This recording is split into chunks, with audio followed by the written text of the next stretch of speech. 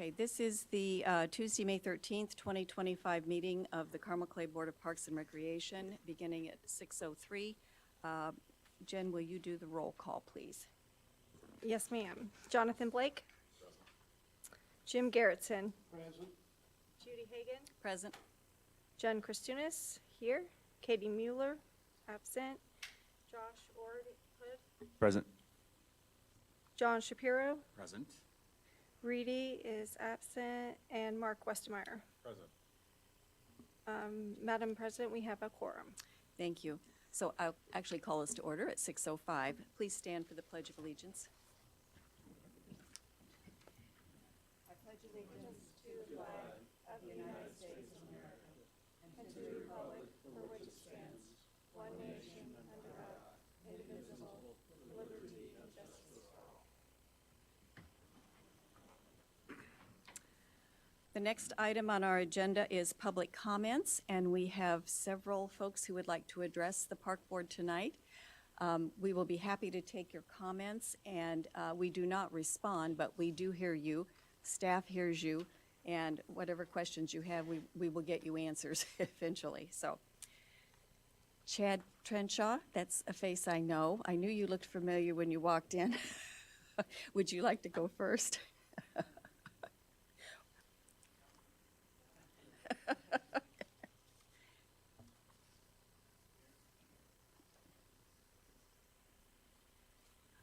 And if you could ensure the microphone. Is the mic on? The green light is on. Is it on? Got it? Yeah. Well, thank you for letting me be able to speak. Definitely not my cup of tea, but I will say something has struck a chord with me. I live in the Wilsons Village, and I'm one of the properties, and this is in regards to the Autumn Pathway. I'm one of the properties that you guys want to come in and you want to destroy my backyard with this path. Or you guys, I don't even know because I haven't gotten any information, which is what's bothering some. I will say I'm 100% against this. I will say I'm extremely disappointed on how this has all come out in regards to Facebook, no kind of mailing, no contacts. I get that everybody gets a chance to plan, but all of a sudden I've got surveyors in my backyard. And we got stakes going on and everything like this. And as a homeowner, that's disturbing when the city's coming in and taking that space. Yes, I believe Michael did apologize for that, and I appreciate the apology for that. Still haven't heard anything, and they're still coming in, so that's kind of troublesome. I would like to ask, before any more money is spent on this, I wish and pray that we could have a meeting to discuss the options for this path as a community, not just what Parks and Recs thinks is best or what the city thinks is best. I'm part of the city.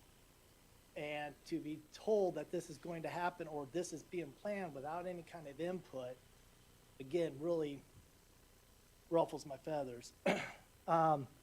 You guys get time to plan and do all your ducks in a row and everything like this.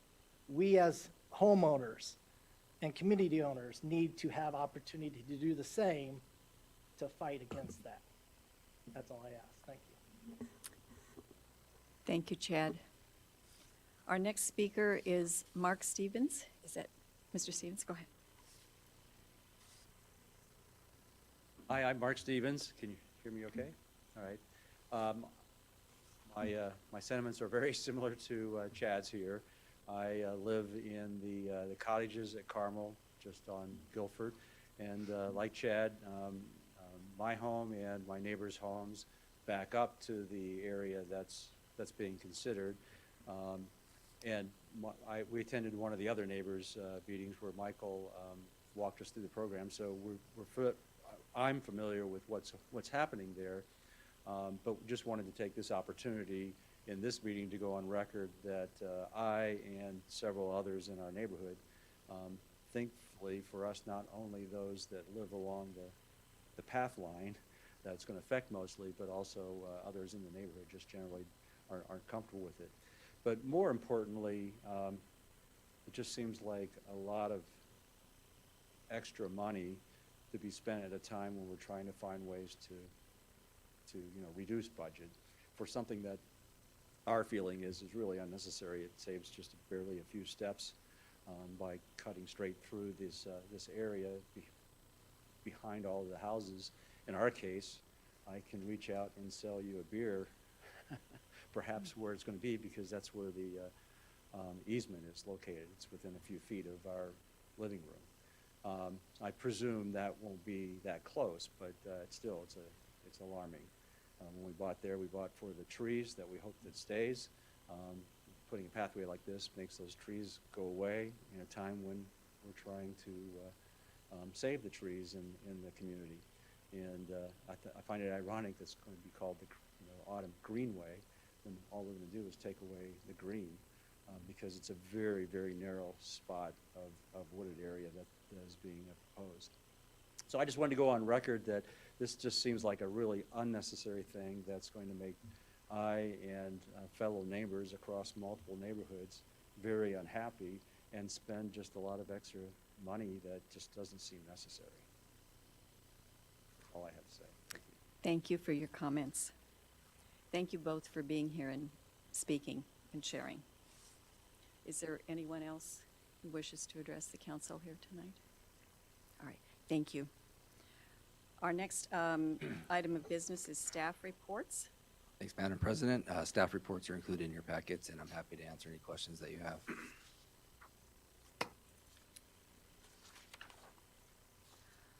I had one I asked earlier. Is now the time to ask it, Eric?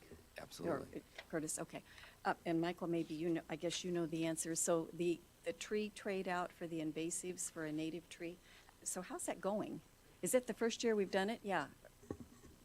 First year I'm aware of it, but Great question, and thank you for bringing that up.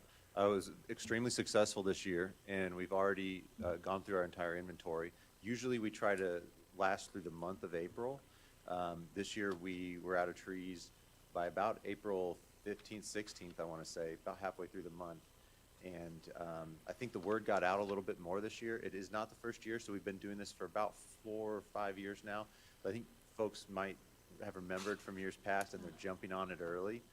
So there's a chance we might increase our inventory for next year if we can make that work, a few hundred more dollars. I'll just add, we started this program in 2022, and just the members of the board know what program Judy's referencing. It's basically a invasive species, a native species swap. So if you have invasive species at your home and you remove them and bring them to us, we will actually swap it out and give you a native tree.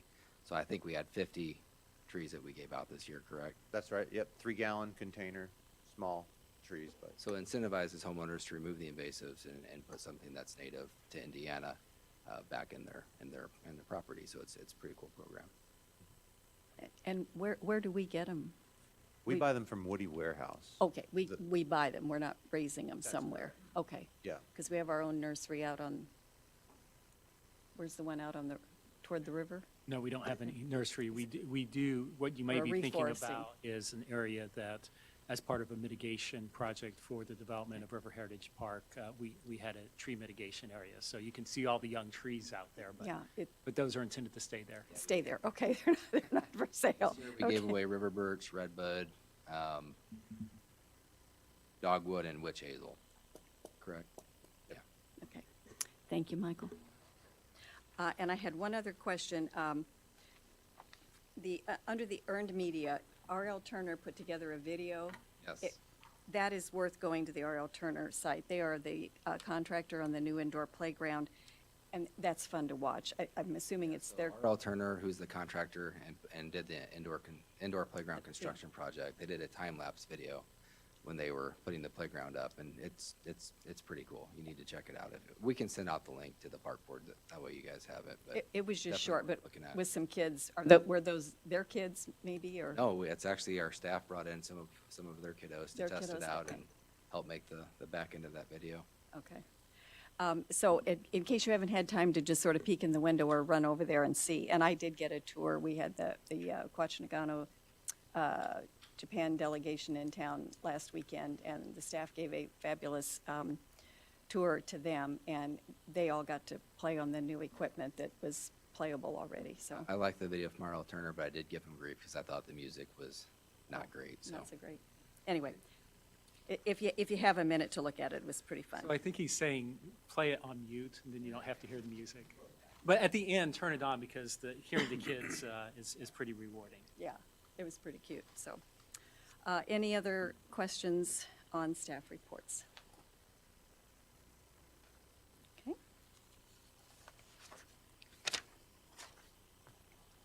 We will move on to committees. So Finance Committee first, Mark? Finance Committee is not met at this time. Okay. And then the Strategic Funding Committee, that was appointed by myself as president of the board. And since we have totally regrouped with new members and moved officers around, I'm going to disband that committee.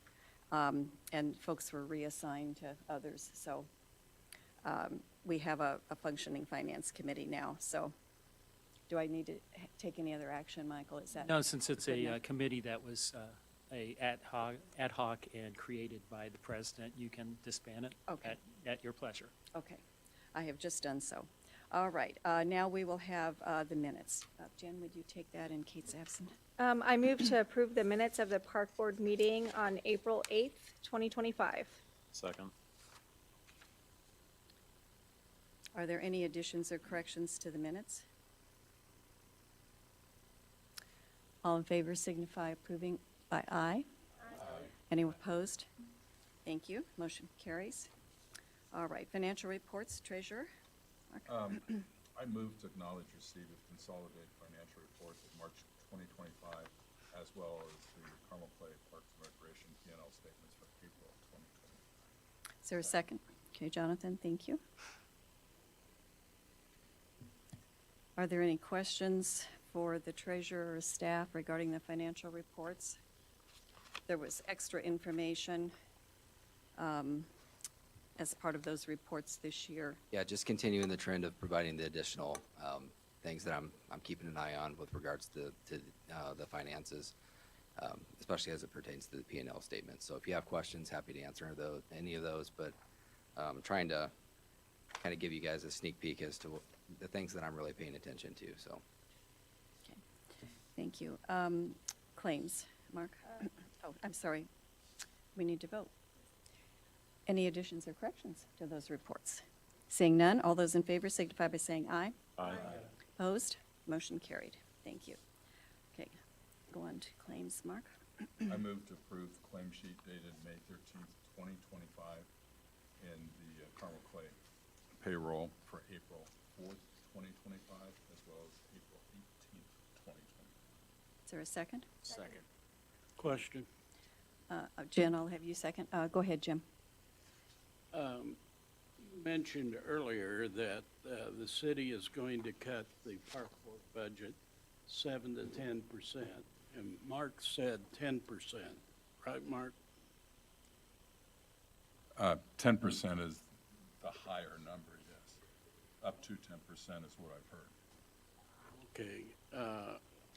As far as you know, are the same level of cuts going to hit other departments? So we are going to receive our feedback from the city, the chief financial officer for the city tomorrow, as far as the specific guidelines for the 2026 budget preparations.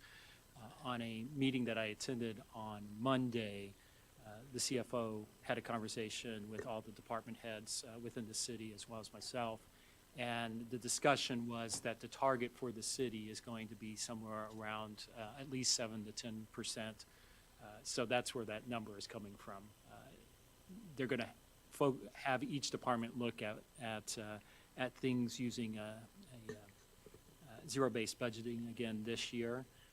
But the reality is they're going to have the department's target probably somewhere in that 7 to 10% range. So we are planning for that proactively. 7 or 10% of what you submit, or No, 7 to 10% of our 2025 budget. of the present budget? Yeah. Okay. Now, I had another thought. The city is also considering the law that allows us to increase the income tax, I believe, up to 7/10. The cities under Senate Bill 1 will have the ability to implement an up to 1.2% local income tax. However, the city would have to, the soonest they could vote on that is in 2007 for implementation in 2028. So there's at least a couple years before that's even an option for the city to consider, should they choose to do so.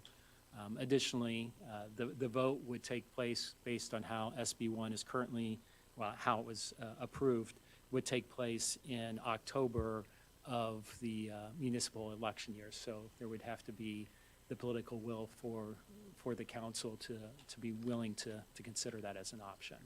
What is it now? What is the rate now? There is no city tax rate. So it is, there is a county rate. I don't remember exactly what the percentage is, and those are distributed to all the local units of government, the cities, the towns, the townships. Those elements are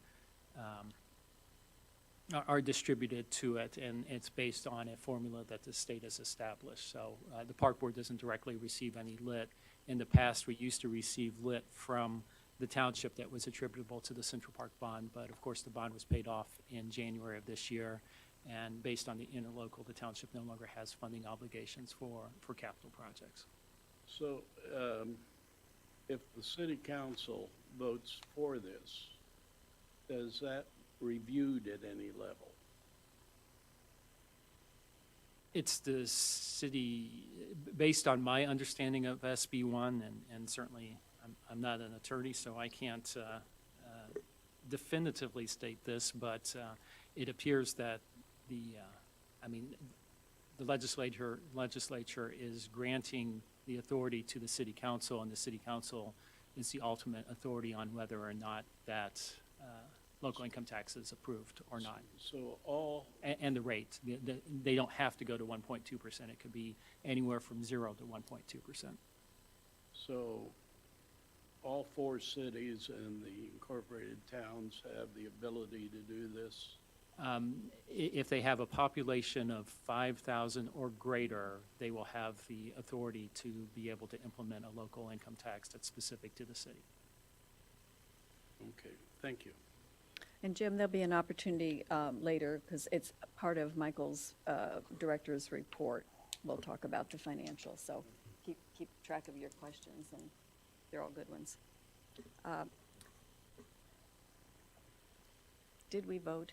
Have a motion, a second, and need to vote. Okay. All those in favor of the claim sheet and the payroll for the 2 days, please signify by saying aye. Aye. Opposed? Motion, thank you. Motion carried. Next is monetary gifts, grants, partnerships, and sponsorships for April. Eric? Thank you. We received 3 contributions for the month of April, totaling $3,600. We received a $1,000 grant from Duke Energy to help support our adaptive programs. We also then received a donation, a $2,500 donation from Anna Kozlansky for our nature programs, and you'll hear more about the Kozlansky family here in just a few minutes. And then a $100 donation from our anonymous donor for staff appreciation. Any questions for Eric? I'd entertain a motion to accept the gifts and grants. I'd like to make a motion to accept our gifts and grants and donations from our partners and our people in the community supporting our nature programs and our staff, our adaptive programs as well, and we thank you.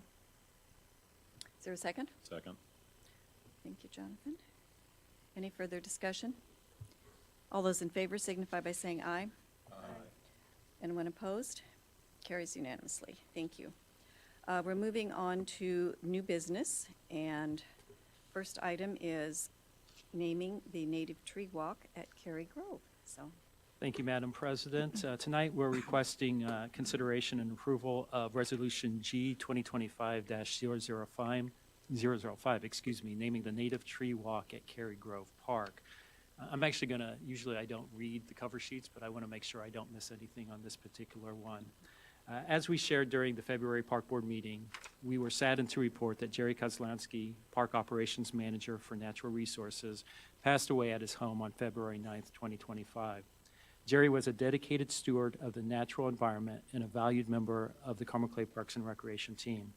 His responsibilities included overseeing nature programming, volunteer management, and natural resource operations. Jerry held a master's degree from Marywood University in Scranton, Pennsylvania, and a bachelor's degree in outdoor recreation from Syracuse University. He had a deep love for educating others and a lifelong passion for hunting and angling. During his time with CCPR, Jerry made a lasting impact. He revitalized the department's half-day summer camp nature programs, expanded outreach efforts with scouts through badge initiatives, and consistently brought enthusiasm and positivity to the Parks and Natural Resources team. One of Jerry's final projects was the development of a native tree walk at Cary Grove Park. This walk, located along the park's quarter-mile trail, offers both recreational and educational value by highlighting native tree species. It is designed to help park visitors explore the diversity, beauty, and ecological benefits of our region's native trees, while learning to identify them and understand their role in the local ecosystem. Included in your board packet is a sample of the signage that would be installed to honor Jerry, and I also have one up on the screen. Given Jerry's dedication and leadership on this initiative, we recommend naming the tree walk in his honor. Jerry's Native Tree Walk would serve as a meaningful tribute to his legacy and his unwavering commitment to nature education and conservation. I've also asked Michael Allen, his direct supervisor, to share any comments that he would like to about Jerry before we address any questions from the park board. Thank you, Michael, and thank you, members of the board. Caitlin Lawson's also here, was a member of our team, worked directly in the field with Jerry regularly, one of our naturalists. Michael put it well, covering a lot of the accomplishments Jerry brought to our team, but it can't be understated the passion that Jerry had for outdoor education. It showed up every single day, whether it was snowing outside or beautiful like today. And whether he was feeling it or not feeling it, he always understood that the children and the adults and everybody in the community deserve to hear these stories about what connects us to the natural communities. And it was a lifelong passion for him. We were very fortunate that he was here with us for a year and 8 months. Obviously gone way too soon. Turned our half-day nature camp program from basically doubled the enrollment in the 2 seasons he was here. And that's something we continue to grow with Caitlin this summer. And I just really appreciate, I think this particular demonstration really speaks to what his legacy could be. And speaking with his wife, Anna Kozlansky, we shared this with her as well. And her words were she just said it's perfect. And she explained to us that he was constantly sharing ecological lessons with her and their children, and just really lived it and breathed it. And so for an opportunity to remember Jerry through something as simple as understanding the value of native trees here in the community, I think is very fitting to recognize him with that particular sign. Thank you, Michael. I will also note, consistent with the Park Board's naming policy for parks, facilities, and components, basically, one of the things is that we identified as appropriate for naming either parks or components of parks.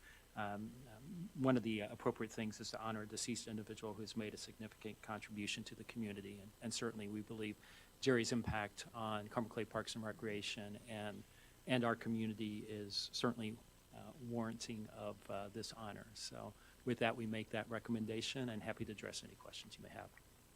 Questions?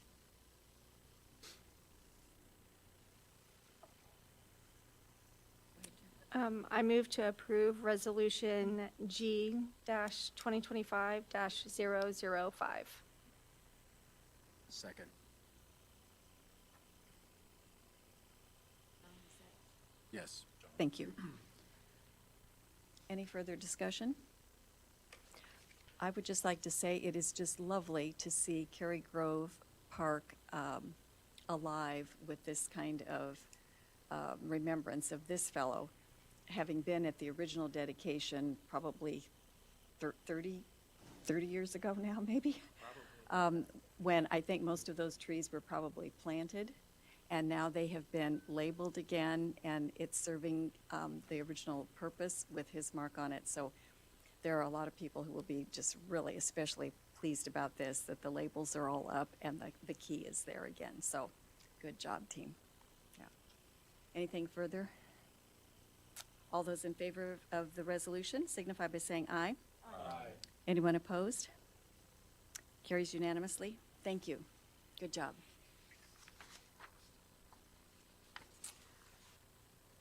All right, we are on to 10B, resolution adopting code 5-23, the build, own, transfer resolution. Michael, do you want to say a few words about that to begin with? Absolutely. Thank you, Madam President. We are asking consideration of the Park Board to approve Resolution P-2025-001, which adopts Indiana Code Section 523. The intent of this is under the Park Board's current purchasing rules. We are bound by Indiana Code Section 36-1-12 for public works projects, capital projects, if you will. Any projects over $150,000 where under our current policies, we do competitive sealed bids with the award to the lowest responsive and responsible bidder. This process is typically referred to as a design bid build process. So we take responsibility for coming up with the construction plans, designing it, if you will, working with a qualified contractor for that. We then issue bids that are going out on the street. We then make recommendations to the Park Board, presuming that the bids come in within budget, award the contract, and then it's built by the contractor that receives the low bid in the contract. Additionally, basically what this means is we go with the cheapest, which doesn't necessarily always mean the most, well, the best by any means. So sometimes it is, sometimes it isn't, but that's the process to ensure that we're getting the lowest possible price. State statute under Section 523 allows for what's called a public-private agreement process, or more frequently referred to as build, operate, transfer. In this particular case, what happens is an RFP, or request for proposals, is issued that then allows us to select the most advantageous offer received through that RFP process. In this, the process, through this process, the winning developer is responsible for design and construction of the project. They also are responsible for providing a guaranteed cost to prevent or at least minimize the additional costs to the political subdivision, in this case the Park Board, and shifting the risk from the political subdivision to the developer, at least in theory. Through this BOT process, the project's ownership of the property, or through the life of the project, ownership of the property is transferred to the contractor, at least during construction. Often upon completion of the construction, the project is, or the property is returned with the improvements back to the political subdivision, although sometimes the contractor will retain responsibility to operate and maintain the improvement for a specific time frame after the development is completed. All the specific arrangements are identified in the RFP and through the contract that is ultimately approved. What we are recommending tonight for the Park Board is to adopt this resolution that introduces the ability for the Park Board to use the BOT process in addition to the design bid build process. It's basically another tool within the Park Board's toolbox. It doesn't bind the Park Board to use this process, and actually the Park Board has to authorize its use for any specific capital project, but it does provide another tool in the toolbox for the Park Board to consider as it develops future capital projects.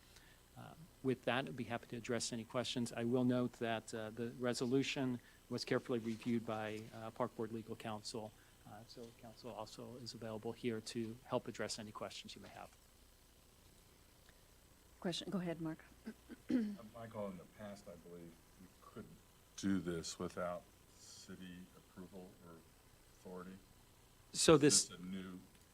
Is this something new that we can do? What has happened is the city council also has authorized 523, and through their authorization, it now opens the door for the park board to be able to use this process as well. And understanding that it's just another tool, is there any extreme positive or negative to looking at this process? I mean, what happens like to the bid bonds and all the other insurances that we might have had that everything was going well?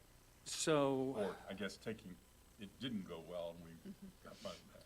Yeah, I would just point back to Michael's comments that this allows you to go through the RFP process, which allows you to get more technical, more creative with the design and build of any facility that you use this for, as opposed to the RFQ process where you're locked into approving that lowest responsible bidder. Okay, and then do we have to get, when we have gone out to bid in the past, we would have to have a committee formed in order to look at the labor rates that we're going to be charged? Is that negated with this? so we actually no longer have to look at the labor rates. State legislature a number of years ago removed that requirement. So that doesn't apply for any of our projects anymore, and obviously wouldn't apply for this process as well. But then just by approving this, it doesn't give you the power to move forward. Each project would come back to the board. Each correct? each project would have to come back to the board. Additionally, for each project, you have to assign a review committee that helps assemble the RFP. It then, once the proposals come back in, will do a review of all the proposals. They make a recommendation to the park board, but the park board retains final authority to move forward with the proposal. Like under the bidding process, they can also reject the proposal. So So in essence, this might be, under certain circumstances, a way to move a project at a faster speed than the normal process. it potentially could. It also can afford it can serve as a financing means for some projects as well. So, basically, especially if you extend the operations to the selected proposal, they can provide the funding up front, and then ultimately it's paid back either when the property is received or over time. So it can serve as an alternative funding mechanism. I'm not sure that I would necessarily propose that, because I think if you're going to issue a bond, you usually can secure a lower interest rate through a public bond as opposed to this process, but it is also a mechanism that is available to the park So board. So if you're using that mechanism, does that mean you don't have to have the funds already? Like in the normal process, in order for us to go out to bid, we have to have the funding in place. You have to have the revenue streams to be able to fund it in the future, but you don't have to have, the cash at that time. yeah. Okay, thank you. If I can add to that as well, Go ahead, John. using the BOT method, one of the benefits is you get a guaranteed maximum price. So up front, this project is not going to exceed X amount of dollars unless you start making changes to the project itself. So it's a great model.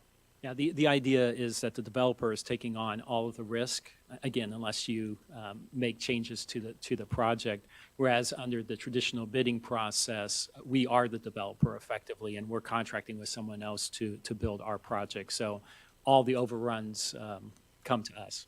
So does that eliminate the issue of unforeseen? Yes and no.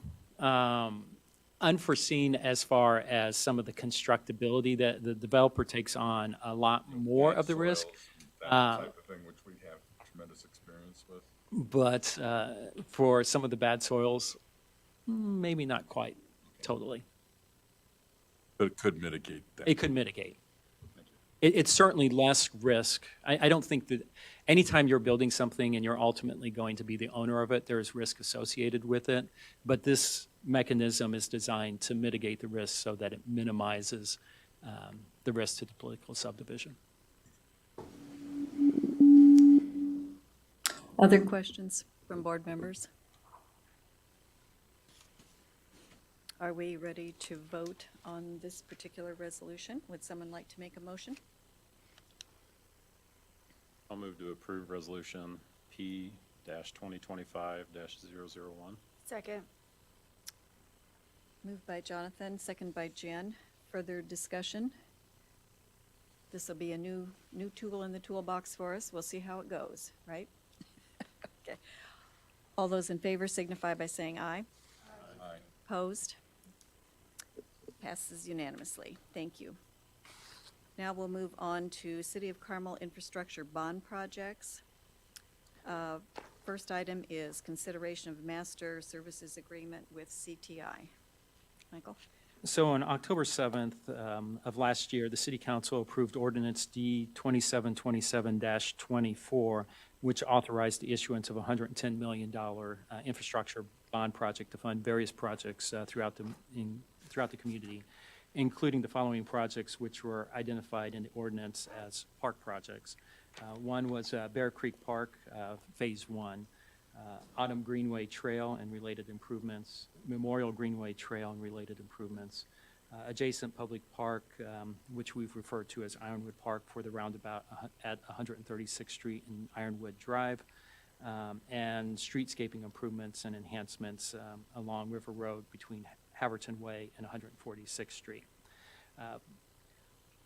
Carmel Clay Parks and Recreation in the past has found it beneficial to work with a third party to serve effectively as our owner's representative and also to perform inspection services for these projects, especially when they're larger projects or when we have multiple projects going on simultaneously. Based on our positive experience working with CTI Construction, which was our OR for pretty much for all of the Clay Township Impact Program projects. So that included Cary Grove, River Heritage, Enlow Park, and West Park, and an assortment of other ones, as well as their current work on the White River Greenway North Extension, as well as the pedestrian bridge at Hazel Landing Park. We are recommending entering into a master services agreement with CTI to assist with these specific projects. The master agreement, the actual agreement with CTI that we're proposing was drafted by Park Board Attorney Brian Bosma, and this would authorize us to be able to use CTI services. It does not bound us to do so. And it gives us the right to be able to terminate the agreement at any time for any reason. So with that, we are recommending that the Park Board approve the master services agreement with CTI Construction so that we have those services available at the time that we believe is appropriate, and to continue those services until such time it is deemed no longer appropriate. With that, I'd be happy to address any questions you might have. Additional questions for Michael? I just have a question about the way this is labeled. Level 1, priority project. What is the number 7, number 5, number 6? So what I wanted to Numbers. do is, within the ordinance, they have numbered? level 1, level 2, and level 3 priority projects. The level 1s are the, with the $110 million, they identified as many projects as they could, knowing that some things will be more expensive and some things less expensive than projected. They want to try to accomplish as many of the level 1 projects. If there are funds left over when the level 1 projects are done or deemed not suitable to proceed with, then they'll start looking at the level 2 projects. And then within the level 1 projects, they were numbered. Ranked, or So just numbered? what I wanted to do is, for our purposes, to tie it back to the ordinance and specify exactly where it was coming from.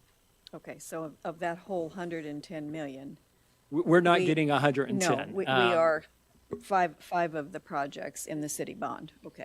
Basically, should all these projects ultimately proceed forward, we're looking at probably between 24 and $30 million that would benefit the park-related projects.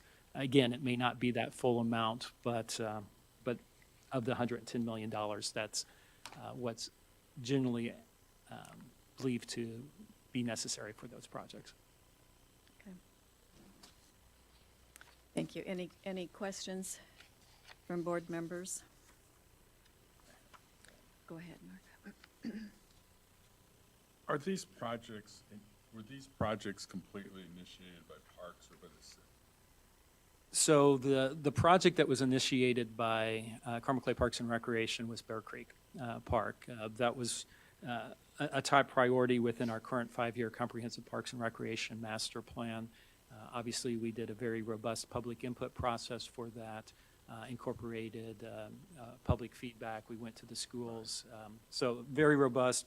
A $30 million for full development of it based on the 2022 master plan. So you know those numbers are likely higher today. But that's the one that we pushed for funding for. The other projects were projects that were identified by city councilors, and we were requested to help facilitate. Thank you for clarifying. That's a good question. Any other questions or comments? Then I'm ready for a motion. I move that the Park Board authorize the Director of Parks and Recreation in coordination with legal counsel to execute a master services agreement with CTI Construction LLC. Is there a second? Second. Thank you, Jonathan. Further discussion? And this is for the person who will oversee the projects on our behalf, correct? That is correct, working closely with myself. I also should have pointed out that the funding for this will be out of the bond proceeds. So it's not coming out of CCPR's budget, it's coming out of the bond budget. Okay. Does that include the Bear Creek part? Yes. Oh, excellent. Okay. So this is not building anything. This is not building anything. This is getting the ducks in a row if This is- something's built. This is getting Okay. the ducks in a row and helping the department oversee construction of those. More eyes on it. Okay. And doing inspection services, so making sure, like, for example, when asphalt or concrete is poured or structures are being constructed, that they're being built to specifications. Okay. All right. Any further discussion? Then we're ready for the vote. All those in favor signify by saying aye. Aye. Anyone opposed? Motion carried. Thank you. All right, the second item under infrastructure bond projects, releasing request for proposals for Bear Creek. Michael? So tonight, we're asking consideration of Resolution P 2025-002, which authorizes release of a request for proposals for Bear Creek Park Phase 1 under Indiana Code Section 523 and establishing an evaluation committee. With your adoption of Resolution P 2025-001, we now have the ability to do build, operate, transfer for consideration of development of a park. We are requesting the Park Board to grant us authority to use this new new means for Phase 1 development of Bear Creek Park.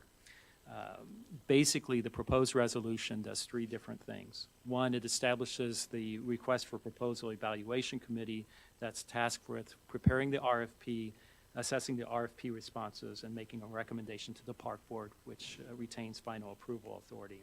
The specific members that are identified within the resolution as voting members are Park Board Treasurer Mark Westermeyer, City Councilors Rich Taylor and Matt Snyder, Carmel Chief Infrastructure Officer Jeremy Cashman, and Jeremy is basically the point person for the city for all the infrastructure projects, so that's why he's considered in this process, and then myself in my role as Director of Parks and Recreation. Additionally, for the advisory committee, it appoints Park Board Attorney Brian Bosma and CTI Construction President Dave Ford, our owner's rep, to serve as advisors to that committee. By formally appointing to that, it does all the crossing of the T and the dotting the I's to ensure that they can actually participate in our review meetings should the Park Board approve this resolution. The second thing that it does is it authorizes the use of the RFP and the BOT model for Phase 1 development of Bear Creek only. It doesn't authorize future, it's solely for this initial development of Bear Creek Park. And then finally, it delegates administrative authority to me to be able to sign any documents to implement approval of this particular authority. With that, happy to address any questions the Park Board has regarding this proposed resolution. I have two I want to ask. Are these noticed meetings? I'm sorry, of the committee? Yes. Yes. Okay. So there will be an opportunity for the residents to attend and watch? Yeah, or- it's as a publicly noticed meeting, the public is invited. The Park Board members that are not on the committee are also welcome to attend because it's a public meeting. Okay. And who, does the committee elect a chairman? What is the process? As a first, I will. Zach, do you? To my knowledge, it does not. The de facto chairman, I believe, would be Michael, essentially. He has the authority to sign, and Okay. And then do the claims come to us, or do they go to the city? So that is to be determined. The way the ordinance was established, it gave Carmel Clay Parks and Recreation authority to coordinate all of the park-related projects, but then it delegated contracting authority for issuing of the bids or proposals to the Board of Public Works.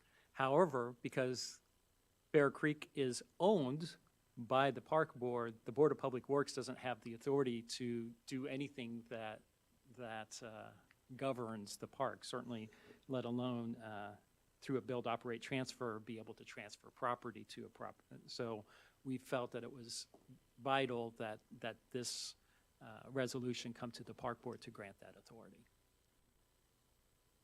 The other thing that we are doing, working with legal counsel as well as the city's legal department, we are proposing to basically clean that up. If it's going to be a park project, having some of it, having us supposed to be the coordinator, but having the contracts issued through the Board of Public Works creates a lot of opportunities for confusion and lack of coordination. Like, for example, with Autumn Greenway, the contracts for the survey work went through the Board of Public Works. I had no knowledge that had happened, and there was no opportunity to do the things that Carmel Clay Parks prides itself on doing, is giving advance notice and actually involving the public in the process. So that's one of the things that we're hopeful, that having that control for the entire project rests with Carmel Clay Parks and Recreation under the authority of the Park Board.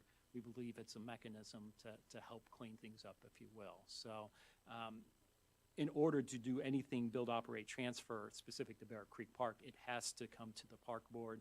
But for the final contracting, we are working with the city to hopefully get that contracting authority brought to the Park Board, which in my opinion is where it's most appropriate and most efficient for it to occur. And where are the two items that, or the items that the neighbors are here to ask about tonight? So that is where, or where is it likely to land? So the contracts have already been issued as far as the survey work and the design of the future trail, wherever that happens to go. Those contracts have already been awarded by BPW. But my understanding is, like, for the survey work that's been completed, that we're within about a couple weeks of having the surveys, which will then help the designers determine what is and isn't feasible for the location of that trail. So we're kind of in this holding pattern until we have the survey work to be able to understand, is the route that the council has envisioned even feasible? Jim, go ahead. Are we talking about what these gentlemen were here for? Effectively, since it's kind of pertinent as to Yes, Judy's question. yes. Are we talking about a fait accompli here, or is it, are we in a state of flexibility? I would say at this point, we're still in a state of flexibility because we don't know until we have the survey work if the route that kind of follows the east-west direction of existing Autumn Drive is a viable route. The lay of the land, the amount of space that's available will determine, is there even possible to get a trail in that location? And then I think that it's important to take into consideration public feedback as to what is and isn't appropriate for it. You plan to communicate with these gentlemen?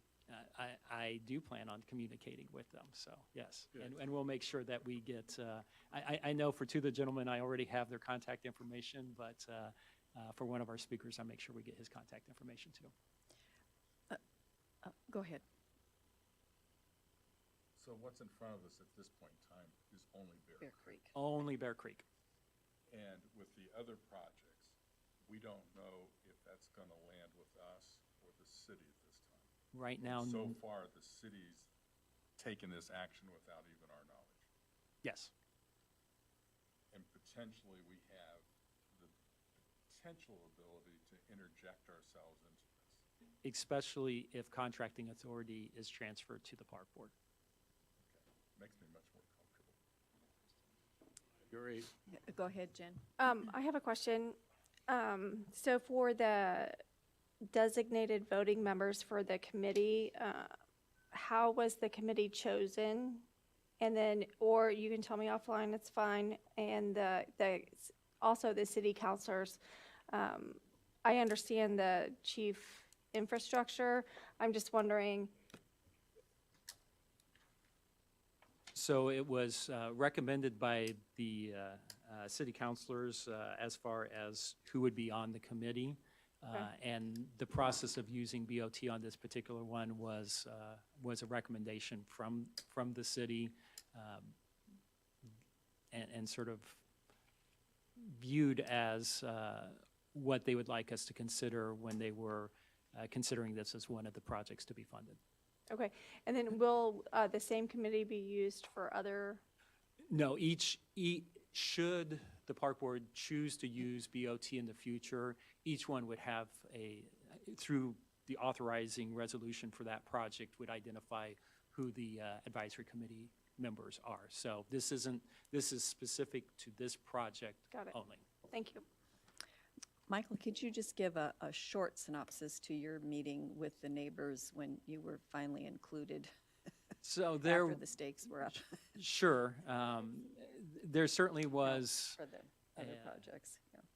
consternation regarding the fact that the neighbors effectively woke up and found survey stakes in their backyard, which is certainly understandable and I can completely empathize with. Most of the people that we heard from at the Homeowners Association meeting that I attended at Timber Creek Townhomes, the ones that spoke in public were not particularly in favor of the project. A number of the people that I spoke with offline, one-on-one, many, including a couple of the gentlemen that were here, certainly expressed their concerns about it. I did hear some positive feedback, so I don't want to suggest that there is no one that's in favor of it. But if we're talking percentage-wise, it was certainly a greater percentage that was concerned and not particularly in favor of that particular route for the Greenway. The people that we talked with afterwards, we did walk the site, very reasonable as far as having conversations, certainly expressing their concerns, very respectful in those components. The meeting itself was a little bit more heated, but the conversations afterward were all very civil.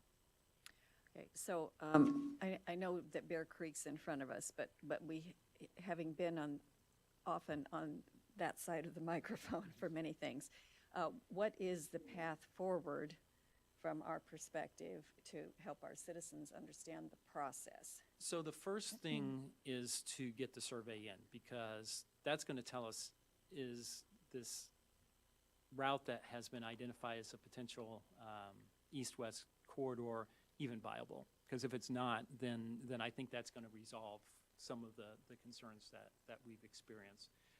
If it is viable, then we need to have meetings with the neighbors to identify what's being proposed and obtain feedback as to what is and isn't practical. So that's something that if we have greater control over the process, we certainly are committed to doing, because that's how we prefer to do things here with CCPR. In the meantime, they can contact their city council persons, both the at-large who are on this, well, on the Bear Creek, I know, on the Bear Creek, where I don't want to get them tangled up. I just want people to understand the process, because they've asked that question, they have concerns, and they have a right to know where the proper place is to show up to ask their questions, so. Yeah, And Councilor Warehouse, the other at-large. is and the then other this- at-large, and then This district is under Teresa Ayers. Teresa Ayers, okay. So, And then, of course, you're welcome to also contact me. I'm not the final decision maker, but I do gather feedback, so, and I will certainly share those. okay, go ahead, Mark. Who came up with the idea of this pathway through there? Was it what department? So what I understand is that there were some residents that pitched the idea of this general alignment for the Greenway. I've seen a video that it dates back a couple years, but it was presented to the current city council, and evidently there was some affinity for what they were recommending. Okay. So It wasn't so much a department, it was it was more some grass, people live in that general area, so Correct. hey, that we want Yeah. this, yes, Yeah, but perhaps didn't represent everything. I think that's probably a fair statement. it would be maybe fair to say maybe they're not members of, or don't live in these particular I don't think, neighborhoods, but they live in the area. I think they Yeah. live in the general area, but I'm General not area. sure they live specifically. Yeah, no, I mean, they're in town. I mean, they're in town. So that was really, it was a public question, I mean, to the city council eventually, about doing this potential connection from the Monon over to Old Meridian. So it did not originate actually with either the park department or the city council initially. It was to residents, so, which is all to the good. I mean, if you had a good idea and you wanted to pitch it, that's fine, that's the way it can work. But that is actually where it started. And the video, how do we access the video anymore? The little video was really well done, but I will remember, having seen it, that the suggestion was that there was a pretty clear path through. So that's why I'm curious myself where the actual survey is going to show it going. Exactly. And We're the waiting to survey that see. we're doing is, and that the city contracted for is a topographical survey and land survey. So it's not specifically identifying where the trail is going. It's assessing one of this proposed whole route. area. Yeah. Yeah, okay. So it's not in concrete at this point. From my perspective, it is not in concrete. So desirable, but not in concrete. So there's still time to participate in, yeah. Okay. Any other question? Oh, Jonathan, go ahead. So as it relates to the resolution that's before us, I'm supportive of using BOT, having used it in my professional life over the last couple of years. I would like to see an additional park board member on the evaluation committee. Currently, there's 2 city council members and a city staff member. Right now, we've got 1 park board member and 1 park staff member. Just think rounding that out and having an additional park board member makes sense. But overall, I'm supportive of the resolution. I certainly don't object to that if it's the preference of the park board. That might not be a bad idea. Is it, you want to Do you want to have a conversation about that, Jonathan, and then can we add at some point? We would need to have it in the actual resolution. Resolution.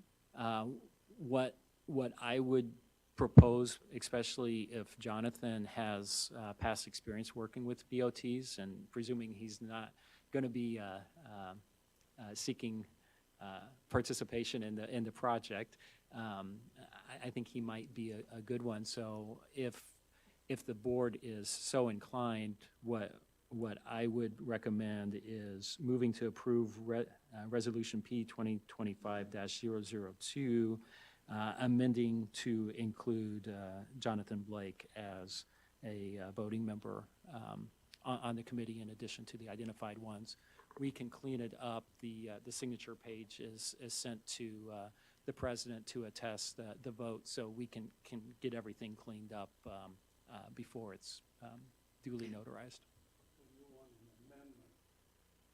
Yeah, I think all we have to do is say, I move to approve Resolution P-2025-002, amending to include Jonathan Blake as one of the voting members on the committee. And Jonathan, were you, in your professional life, going to, okay. No, our company doesn't do BOT, but we work with contractors that do offer that service, so. As well, Jonathan is our representative to the Plan Commission. Exactly. So, I mean, so you've got to, I know you'll have time for the extra meetings. It would be important to be there. And I'm happy But to that's do that if another, that's- coordination sort of with that role. Zach, I would like you to get the answer, though, what size these committees have to be or can be, or just for the future reference? I can do that. I'm not sure there's a designated number, Number? but I'll work on that certainly and see if I can get you an answer. Yeah, Can answer that, not Oh. from a legal standpoint, but there is no limit? limit or minimum. It's Yeah, based on reviewing, the size of the community and the type of the project, so. reviewing 523, I don't remember seeing anything that specified the composition of the board or number. Is this a high priority thing for the park? Yes. Yes, Bear Creek is, yes. So,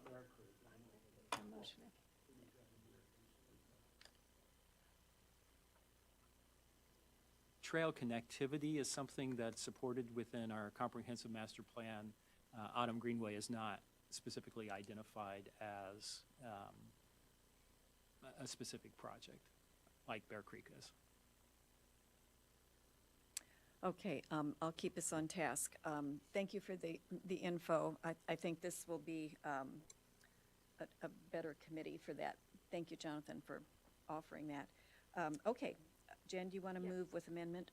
I move to approve Resolution P-2025-002 with amending the designated voting member to include Jonathan Blake as a voting member.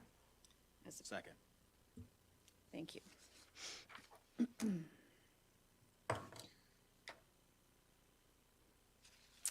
Any further discussion? Are we ready to vote then? All in favor of the resolution as amended, please signify by saying aye. Aye. Anyone opposed? Motion carries unanimously. Thank you. All right, now we're moving on to a Bear Creek topic again. Eric? So, Sorry, that's, Oh, is White River Greenway. I'm sorry. I leapt ahead again. All righty. you're not done with me yet.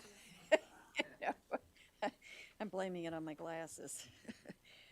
Okay, under old business, we are White River Greenway North Extension. Michael? So tonight, we're requesting the Park Board to consider amendment number 1 to the contract with Morphy Construction for the White River Greenway North Extension.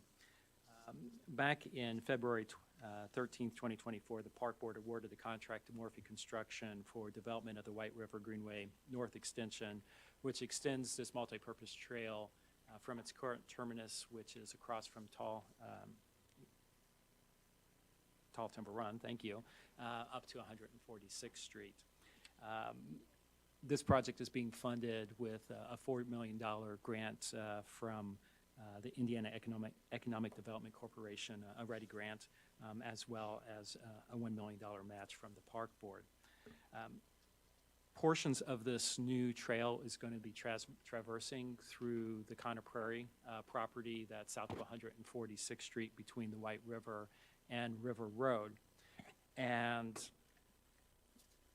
this campus is ultimately going to include a new museum experience, the food, farm, and energy experience, which you've heard me talk about. Well, some of you are newer members, so you haven't heard me talk about it, but discussed it when we gave the tours of the park system, as well as a variety of other amenities within that campus.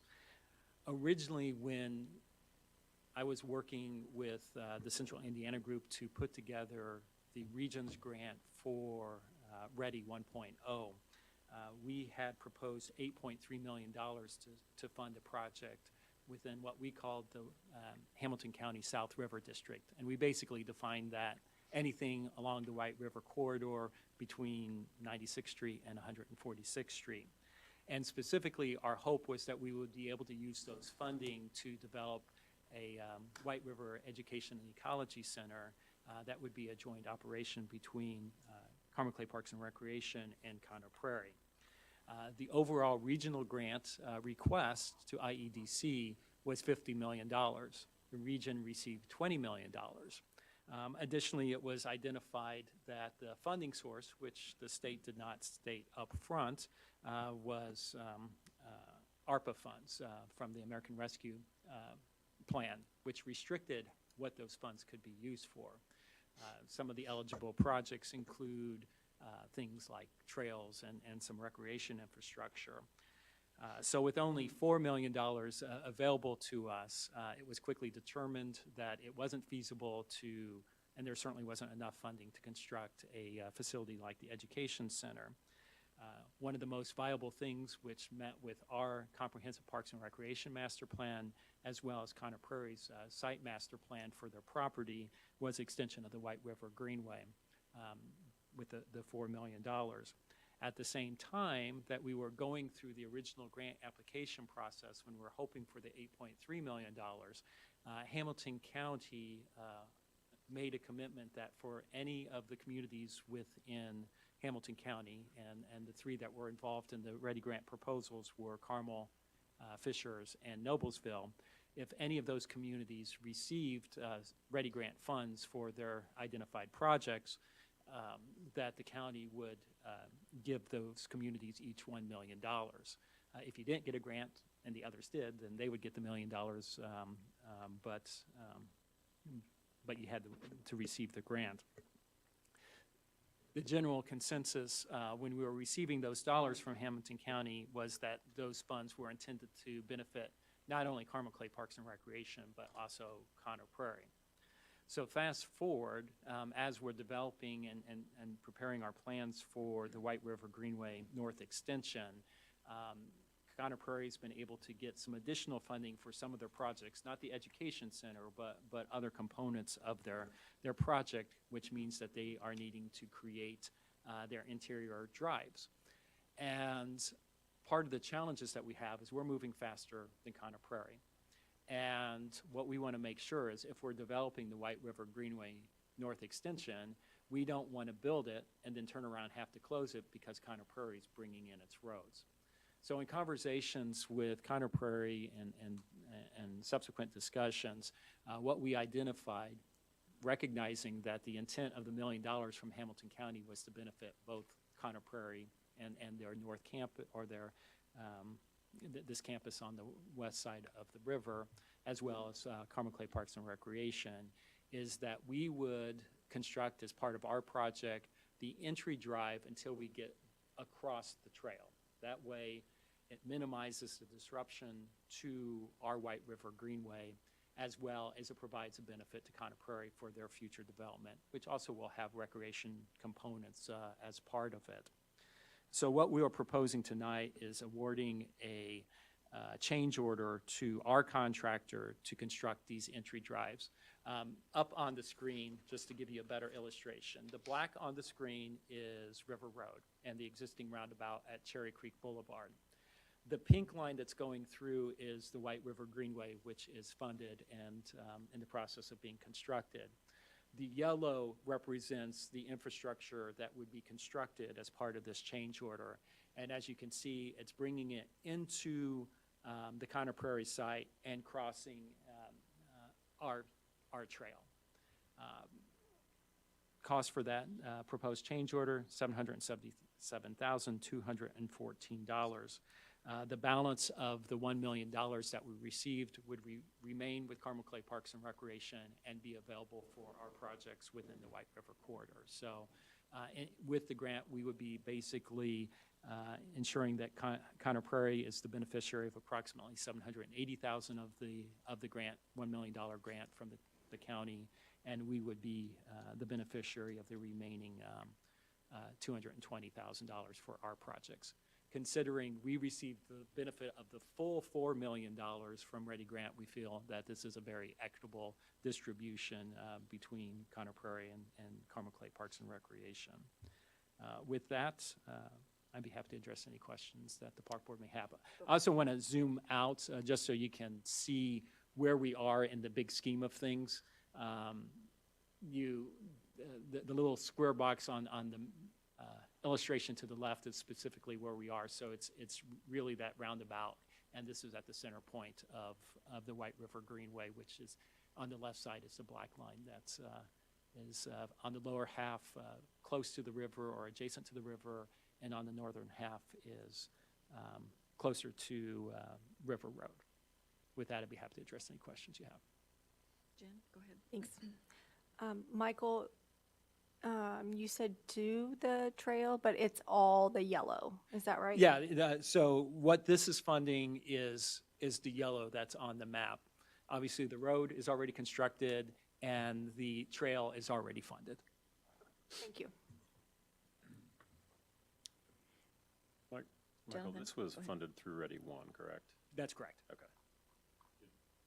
Not to divert the conversation, but did we submit any projects for Ready Two? So Carmel Clay Parks and Recreation did not submit any projects, but the city of Carmel did. Part of that was envisioned to help provide funding for the food hall along the Monon Greenway. But again, they received $4 million, which isn't near enough for them to be able to do that project. So I believe the city has those funds available for their projects, but we were not part of that grant application. Okay. Other questions? Are we ready for a motion? I would entertain a motion for Amendment 1 to the contract with Morphe. Madam President, I move to approve Amendment 1 to the contract with Morphe Construction in the amount of $777,214. Is there a second? Jen, thank you. Any further discussion? Seeing none, all in favor signify by saying aye. Aye. Opposed? Motion carried. All right, Amendment number 2. So this one's closely related to the item you just approved. We're requesting consideration of Amendment Number 2, the Construction Manager Agreement with CTI for inspection services for this new roadway infrastructure that we're constructing as part of our contract. The dollar amount is $28,800. Obviously, the contract that we have in place for CTI did not envision this particular project, but since we're funding it, again, these would come out of the $1 million grant from the county, so it's not coming out any of our direct budget. But we do believe it is prudent for us to make sure we have inspection services for this specific project. Obviously, we have great confidence in CTI in their services since we've recommended them for the infrastructure projects. So happy to address any questions you may have regarding this item. Any comments from the board? I'd entertain a motion then to introduce this resolution. I move to authorize the Director of Parks and Recreation in coordination with legal counsel to execute Amendment 2 to the existing construction manager agreement with CTI Construction LLC in the amount of $28,800. Second? Second. John, I'll go with you. Thank you. Any further questions from board members? All those in favor signify by saying aye. Aye. Anyone opposed? Motion carried unanimously. Okay, now we're on to Bear Creek, Eric. Thank you. Thank you.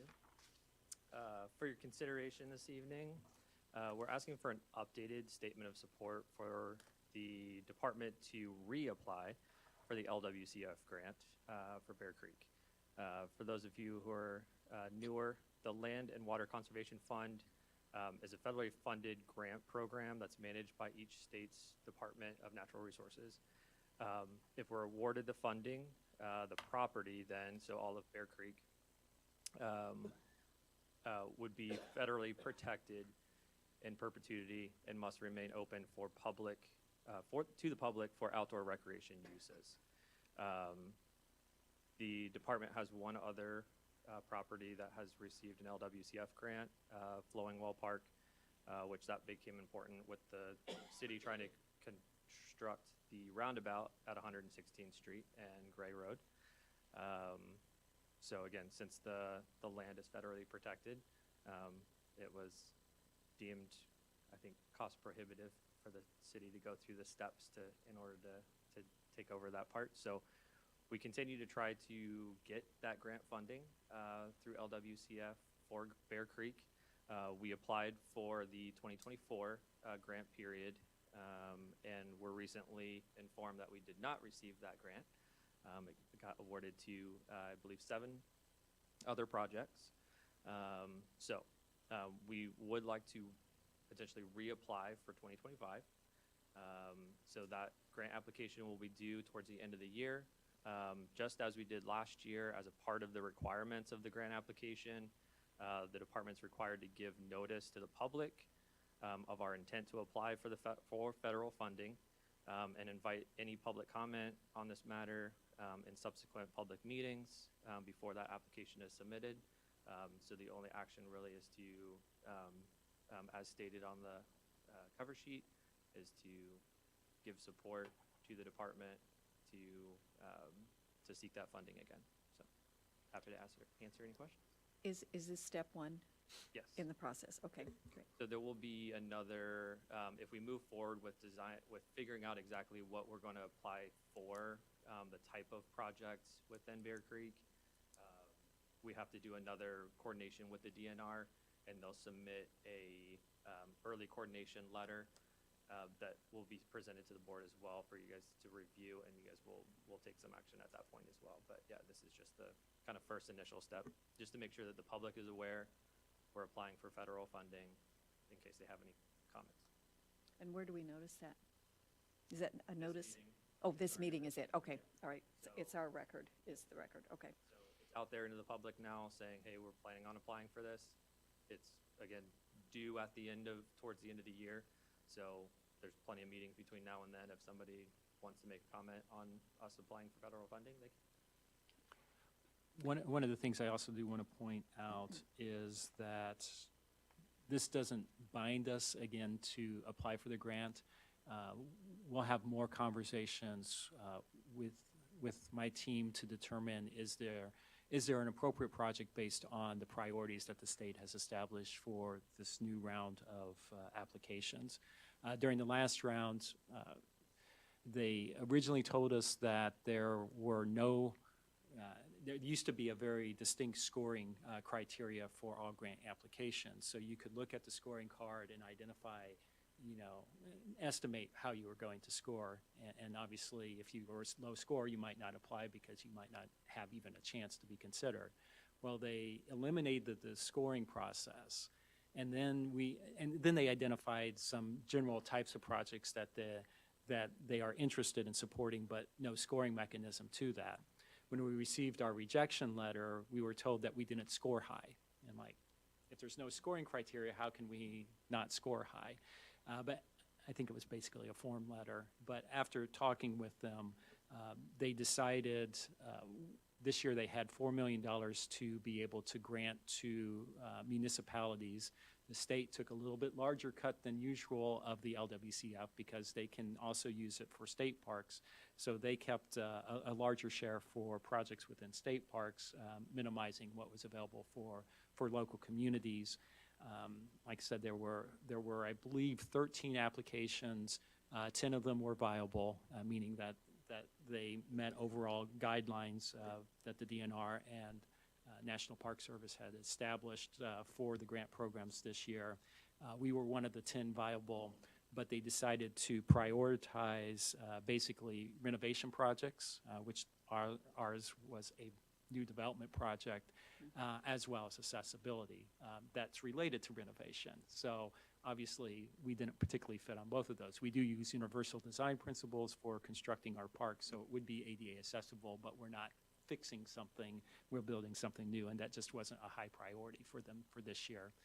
We'll have further conversations with them. If the criteria of what the projects they're targeting remains renovations, we may elect not to move forward because there is a significant amount of staff time. There's additional expenses that are related to prepare the package. So we'll only move forward if it looks like we have a viable pathway to be considered for the grants. But again, this is the first step. Without doing this, we can't even, it's not appropriate for us to even consider moving forward. Any questions? Mark, go ahead. Michael, I thank all of you for trying. Having visited all the state parks in the last 2 years, they probably needed it worse than we did. I can't argue with that statement, so.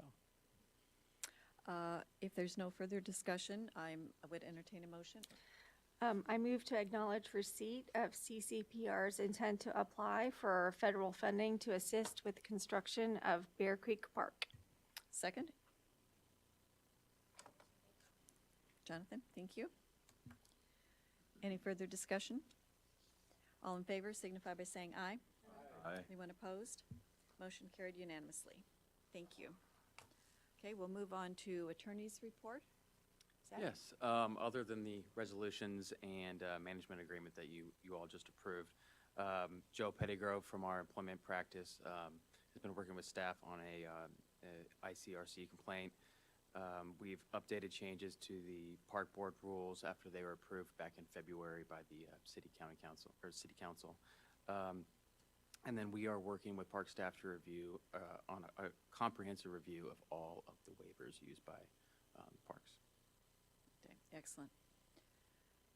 And everything sailed through fine with council on all the updated park rules? It did. There was one minor modification that was actually at my request, and now I'm drawing a complete blank on what it was, but it Related to ice skating? oh, yes, to prohibit ice skating on the,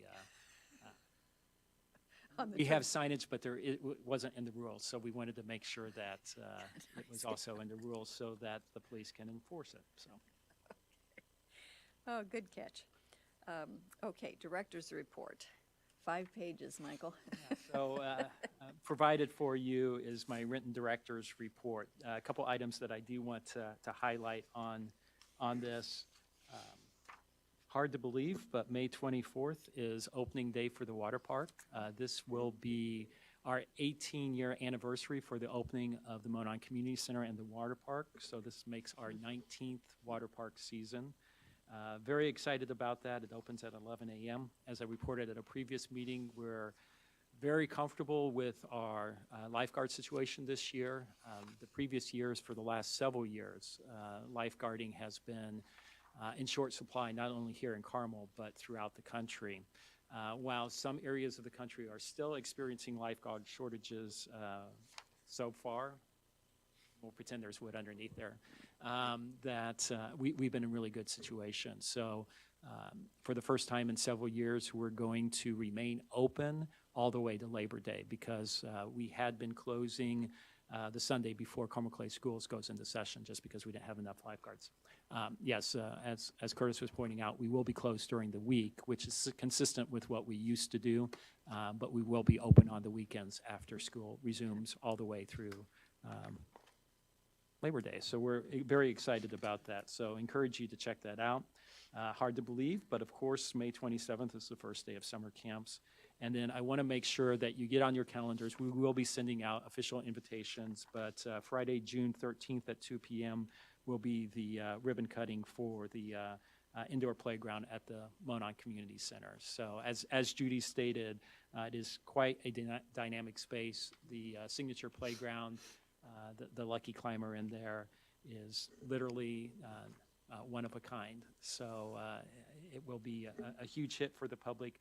Still a couple items. The Dream Tree is yet to be installed, which is the art installation that we have for the site, as well as one of the other play features. But we will be doing a soft opening because that space at times will also be serving for the Kids Zone, the on-site babysitting service that we have at the Monon Community Center. So we will be migrating from the Kids Zone from their temporary location back into the space, getting them acclimated before we start including the general public in that space as well. So very excited about that. But again, Friday, June the 13th, lucky Friday, June the 13th for the dedication.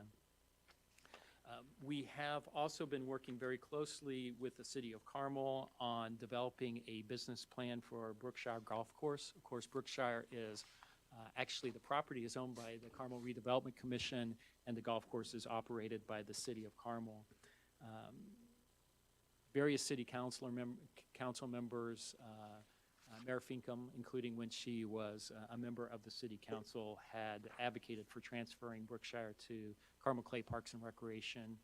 There was actually 2014, former Mayor Brainerd had actually requested that the park board buy Brookshire Golf Course.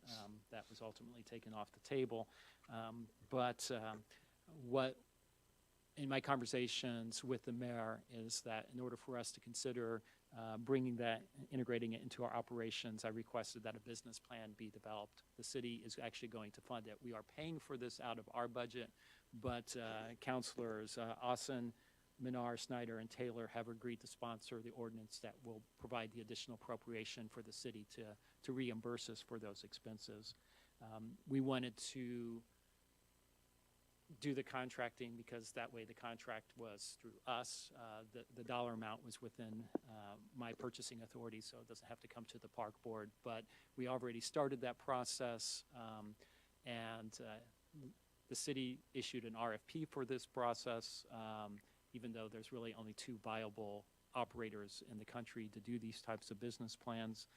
The RFP process that the city used is going to take significantly more time than it will be for us to actually develop the business plan.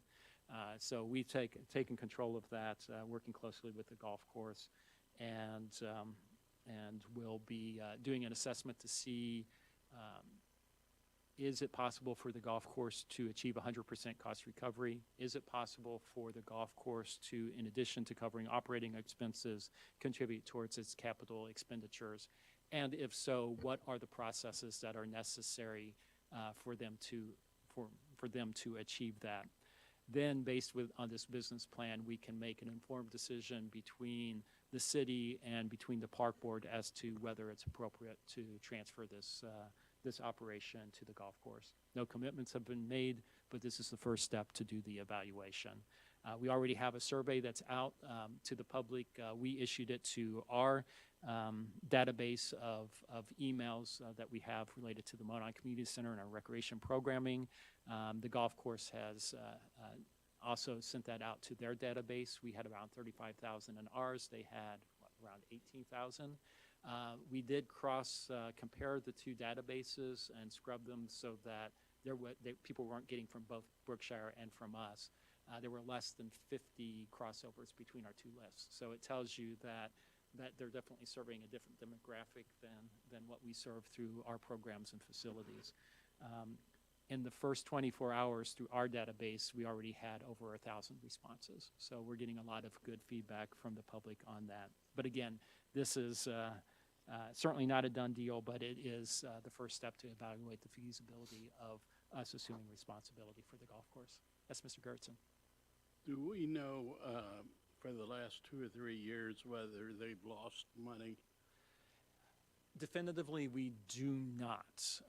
It appears that they've been close to cost recovery, but have not achieved cost recovery. But what we don't know is what's all factored into their budget. So they don't have an enterprise fund or non-reverting fund like we do for the Monon Community Center or for extended school enrichment and summer camps.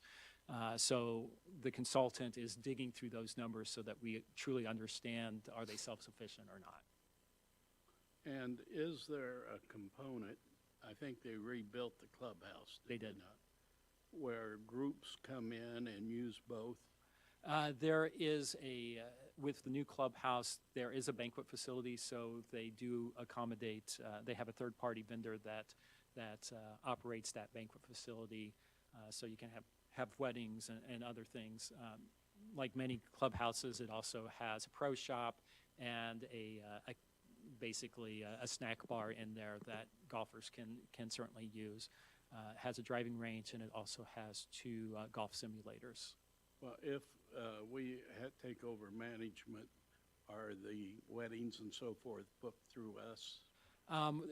We would be bound by the existing contract if it comes over to us for the life of that contract. They did recently renew it, but they kept it to a pretty short tenure so that if the business plan, whether it comes to our control or remains with the city, if the business plan recommends going a different direction, it gives the entity the flexibility to decide what's best and not locking the city or the park board, if it comes to us, for long-term into that contract. Can the mayor or the city force us to take over? It technically will take the park board's consent through some type of management agreement for it to come. So in theory, the park board does have a say in this, but in practicality, if it's the strong opinion of the city, which is a major funder of our general fund, if they say they want it to come to us, it will be probably, the park board would have to consider strong if they want to go against the wishes of one of our major fiscal bodies. Fair. A whole bunch of other things in there, so I won't read all of the things in there. I am proud to say, and I think I might have mentioned at a previous meeting, the Park Resource Officer Program that we're doing in partnership with Carmel Police Department has been live and running since March. We have 2 police officers, Carmel police officers, that are embedded within the park system now. It's a program that is modeled off the School Resource Officer Program. So the intent is for it to be very education-focused. You know, our goal isn't necessarily to issue tickets and things, but to encourage appropriate behavior and have officers that similar to the SRO officers, can work with our users to encourage good behavior, but they do have full police authority. So if they need to issue citations or enforce a law, they have full authority to do that. They're truly police officers. They don't report to us, but they work very closely with our staff. We've been receiving a lot of good feedback, not only from my team, but from the public.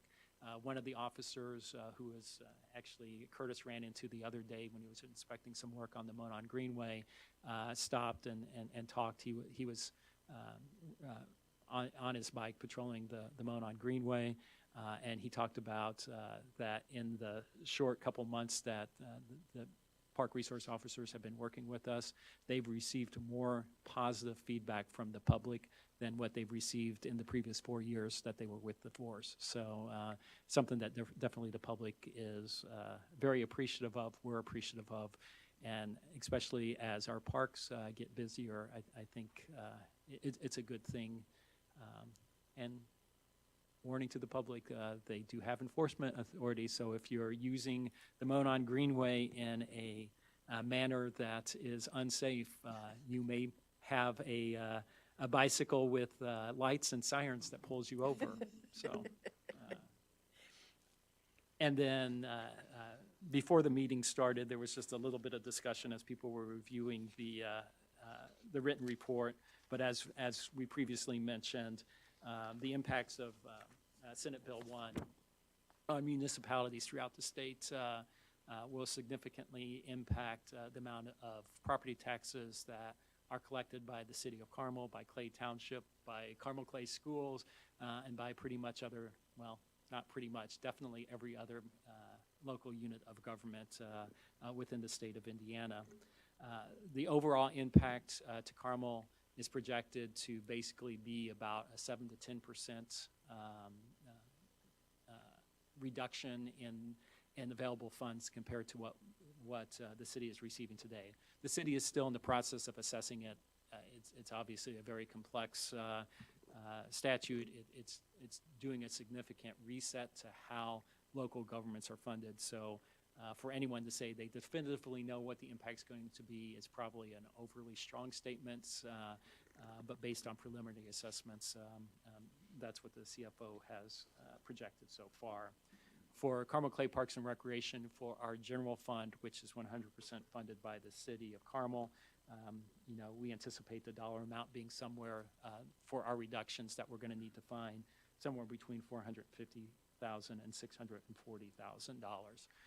So that's certainly, we run a very lean operation, very efficient operation.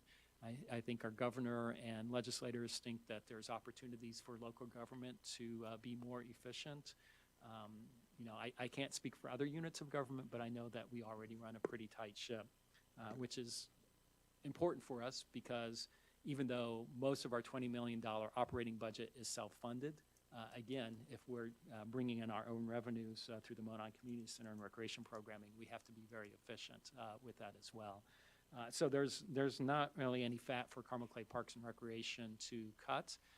So we'll be looking at, there may be some opportunities for efficiencies. We'll look at those. We also will be looking at potential reductions in services. So these are all things that over the budget cycle we'll be diving into deeper. We'll be working closely with the Finance Committee to discuss options. And there will definitely be a lot more conversations on this as we proceed. And if history is any precursor, there will be unknown things that pop up in this bill that nobody's seen yet, and it'll be chaos for the first year. So anyway, we'll do the best we can, and I know you guys can We will do the strive job. to continue to provide as high a service as we possibly can for the residents we serve. Questions for Michael? Go ahead, Mark. Michael. On the North End project, I know you, I believe, I don't know, but I believe you've worked with Justin quite a bit on that. Do you believe that there's an issue with people parking there to access that area as a trailhead that would cause concern for the people who are going to live there? Not necessarily. In honesty, I don't think that there's going to be a lot of people that are driving to that location to jump on the trails. I mean, it's effectively a quasi-extension of the Hagenberg Trail, which doesn't have a trailhead as it is. It's designed to provide better trail connectivity to the residents in that area or the people that are already on the trail networks. So generally speaking, no, I don't think it, for the trail will be a huge demand, but if some people park there, I can't say definitively because I haven't studied their plans as closely, but probably not a The onerous reason thing for I them. asked, I was just concerned because that was a discussion at the last Plan Commission, and one of the people who I know very well on the Plan Commission was very concerned about this. And I felt there was not a concern about that for the same reason you stated. I just wanted to make sure that we were somewhat in sync, that it probably wouldn't be a destination for people to park. Yeah, I just don't foresee that. Okay, thank you. But in response to your initial comment, yes, I've been working with Justin Moffett and his team on on the concepts for that. We don't have finalized plans, and they've committed to continue to work with me on the plaza that's going to be located off of that, and then the connection and pathway that will bring it down to Old Meridian, to Smoky Row and North End. But I'm pretty optimistic with one. I just assumed that you were working with Yeah. him because Justin and I worked together a lot over the years, and he's always been a phenomenal partner with parks, especially when we're trying to make connections. Yeah, I would concur with that, and he certainly, and his team has demonstrated that for this project. Similar to Vera J. Hinshaw Park and Nature Preserve, this project also envisions turning over to the park board approximately, going off the top of my head, I believe it's 0.78 acres. It's kind of a triangle there, which is where this plaza and the connection point for the trail going west and ultimately southward towards that roundabout. The property will be deeded to the park board. The development will retain responsibility for the capital repairs and replacements of the infrastructure there, will be responsible for emptying the trash and dog pod station that's there. Yeah, I heard that during the meeting, and I know a number of the planning commissioners had questions about that. And of course, I wasn't able to say, yeah, we've done this a number of times with Justin without any issues. So, Yeah. but I think it's good. You Jonathan? have some input on Yeah. the job. Thank you. I think I'm sorry, Jonathan. Yeah, Jonathan, do you want to comment? Yeah. Yeah, the only thing I was Explain. going to ask about regarding the resource officers, just last week while I was walking on the Monon, two individuals went zipping by on motorbikes. It wasn't battery-assisted bikes. It was, I call them motocross bikes, but have they been able to catch anybody so far? What's the enforcement like on that? I haven't had a chance to debrief with them especially now that the parks are getting a little bit busier, to see exactly what they've been doing. So we need to schedule one of those here shortly to get an update on it. Curtis, I don't know if you've heard anything specific as well. Same, I haven't, I'm not certain, Jonathan, but we'll find out and we can get back with you. Wasn't city council looking at increasing, not the enforcement, but more increasing fines and penalties? So they've been looking at micro-mobility, which is sort of this global term for different types of alternative transportation means. So that's something that they've been looking at. Within the updated park rules that the park board approved and then were codified by city council, we actually implemented for the very first time fines for violations of our rules, including going over the speed limit to 15 miles per hour. Now, there are challenges unless they're actually riding with them as far as determining the exact speed. But we also included provisions for reckless use, which is a lot easier to pinpoint. So if you've got someone that's zipping in and out, and we did hear that actually one of the officers pulled someone over for that inappropriate use. In that particular case, they just issued a warning to them as opposed to a citation. But there are the ability to implement fines that if you have recurring offenses, the fines continue to go up. Right now, they're focused on education, and they've posted a couple of things on Facebook that have been pretty well received. Plus, they've got a bunch of negative, the usual garbage that they get. But they said overall it was positive and people were appreciative they were out there. But that's my understanding, is going to be their focus before they start issuing fines altogether. Thank you. Madam Chairman, Yes, go ahead, Jim. we're on a 2-year limit in terms of dissolving the township participation on this board.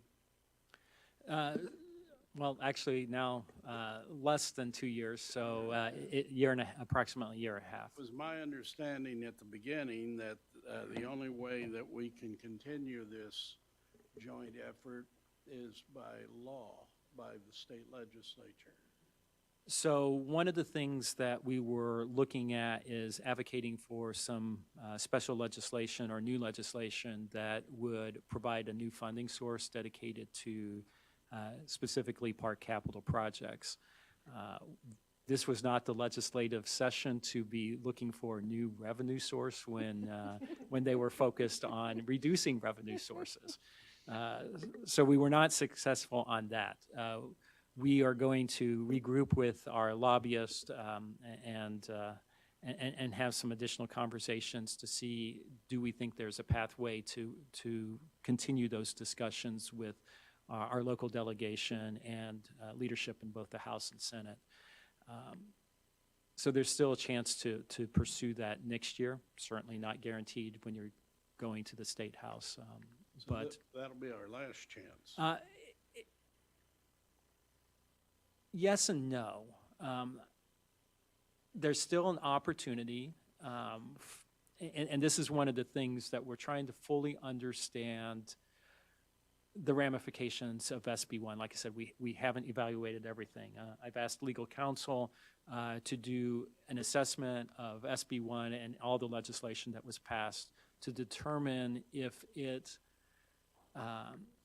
has any impact on the ability to implement a special benefits tax that can fund infrastructure bonds that we could use for capital development.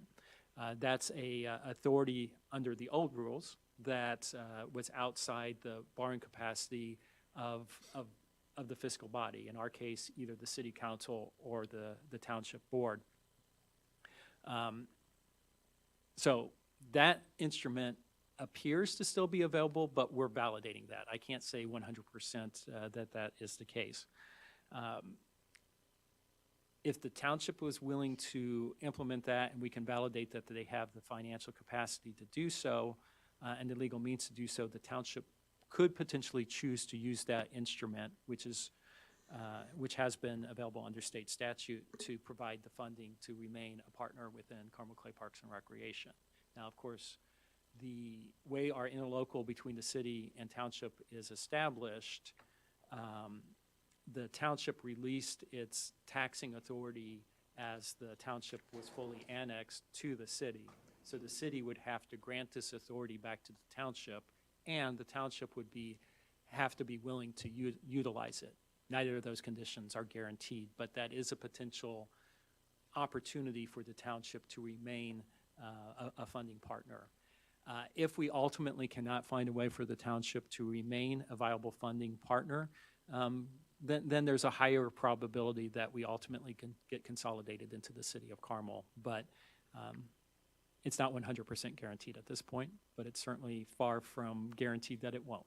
What happens, the township borrowed, what, 30 million for the parks? So in the end, when you factor all of the renovation projects as well as the funding that the township committed for the White River Bridge, it was approximately $30 million. Now, does township maintain responsibility for that? Yeah, under the interlocal, they retain the responsibility for repaying those bonds that they've issued. So that remains on the township's hook. It is potentially a mechanism by which the township negotiates with the city that say, okay, maybe they don't have, I mean, currently we have the 9-member board, 4 appointed by the mayor, 4 by the trustee. Maybe the composition of the board changes, and while the township is providing repayment for those bonds, that there's some representation on the board from the township, but that would be something that the city and the township would have to agree to. So again, I don't think that there's no chances for there to retain the interlocal and have some degree of involvement from the township. It's certainly far from guaranteed, but there is potential, and that's what we'll continue to investigate over the next, really we need to do it within the next year, because if it's at the end of next year, it'll be too late, so.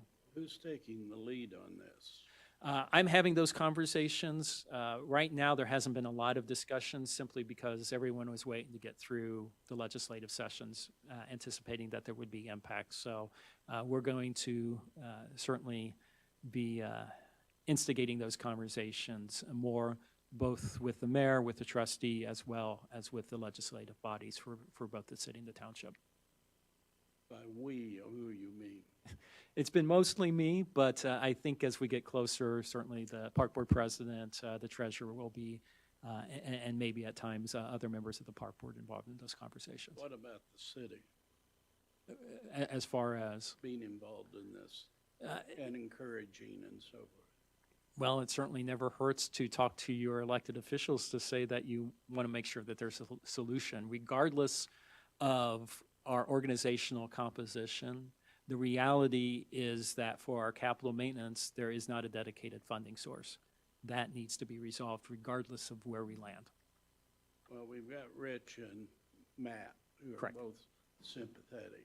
Absolutely. So, and both of those individuals are currently chairs of the two council committees, the land use and the finance committees. So they certainly will be involved in those conversations. But the mayor must be involved in those conversations, and the trustee must be involved in those conversations. Thank you. Any other questions for Director? Okay, we'll move on to information items. Are there any information items from anyone in particular? Okay, then we'll move on to Plan Commission. Jonathan? Yeah, Yep. just one quick update, nothing major. The Plan Commission last month did approve basically a lot split over on 6 Points Road, just north of Main Street, splitting one lot into two for an additional single-family home, but no other new business came forward. Okay, thank you. School Board, John? Last 7 days of the school year. Next Thursday, last day of school and graduation. School board's got 2 new policies that are up for consideration in our May meeting. And, yeah, summertime, so going on center and the water park, everything will be hopping with high school students. We'll also be working as well, so. Thank you. And I do want to note, I think you were keeping track, Eric, but Riddy joined us at 6:29. Did you? Okay, thank you. Climate Action Advisory Committee, Eric. Thank you. So if Michael didn't tell you in my absence at last meeting, I am now the chair of that advisory committee.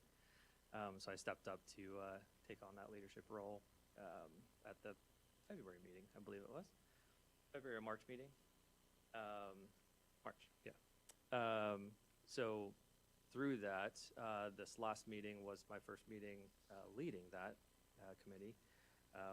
Given the potential effects of SB 1, we talked about that a little bit, and I kind of gave direction to the committee to go back and look at the initiatives that are in the climate action plan and start looking at them in a perspective of policies more so than capital investments. There's been some more kind of focus on how can we spend money to make things more green and fully understand that. But I don't think that we're going to make much headway with the city at this point, making or recommending much capital investment in trying to complete some of those initiatives. So what I've kind of challenged them with is going back and looking at things more in a policy perspective of things that we could recommend that potentially will have future positive effects on the environment and the city's role that they play in that. So that's kind of where I'm pushing them going forward. So we have our next meeting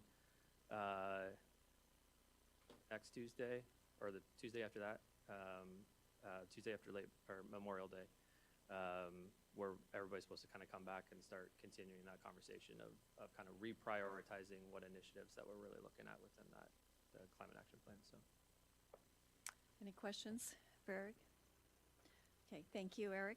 On to the Parks Foundation.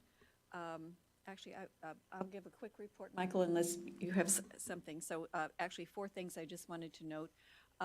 The citizen naturalists who graduated from the program here at the Monon Center are busy at work in the Woodland Garden, if any of you remember where that is over in Central Park, and it's going to all be actual natives by the time it's done, and the Park Foundation gave a grant for the new plantings that are going in June 1st, and it's been really beautiful this spring, so not overgrown, it's being worked on, and that's all volunteer people.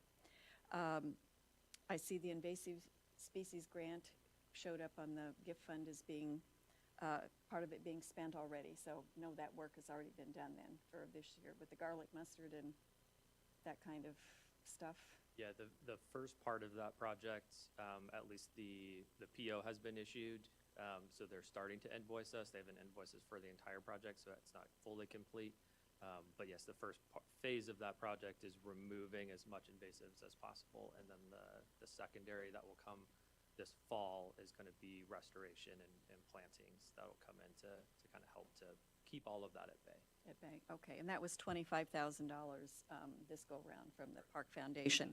$25,000 from you guys and then 25 for the grant. So it kind of split both those projects into even pieces. And the Park Foundation is going to have a vision planning session next week.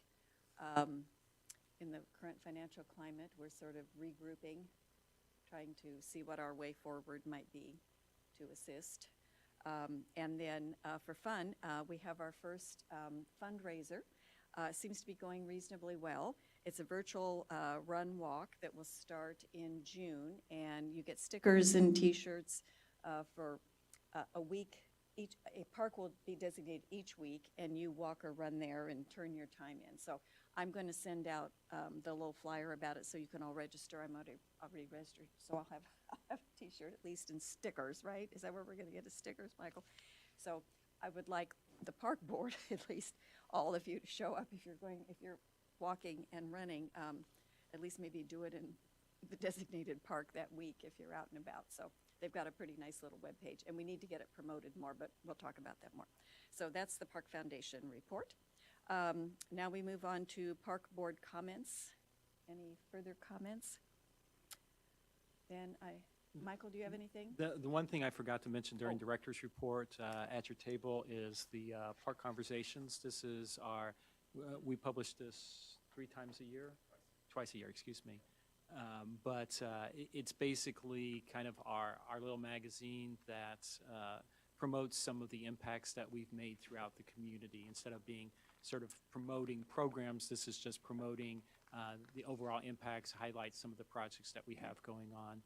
This does get inserted in one of the Current and Carmels, so anyone that's receiving the Current and Carmel should also receive this to be distributed throughout the community. But there's always some really inspiring stories from either members of the Monon Community Center or other people that have participated or worked with Carmel Clay Parks and Recreation. So encourage you to take a look at that. It is also available online at our website. Especially, I see this is the issue that has the story about the Mark Varnow and his family, so many of you will know them. A great community leader over the years, a green space original person, and has planted a lot of trees and done a lot of good. And his daughter is one of the instructors here, and the other daughter works at the community center. So Exactly, so and good Mark issue. is also one of the members of the foundation Of the board. foundation, yep. Longtime good guy. Okay, if there is nothing else before us, I will declare us adjourned at 8 o'clock.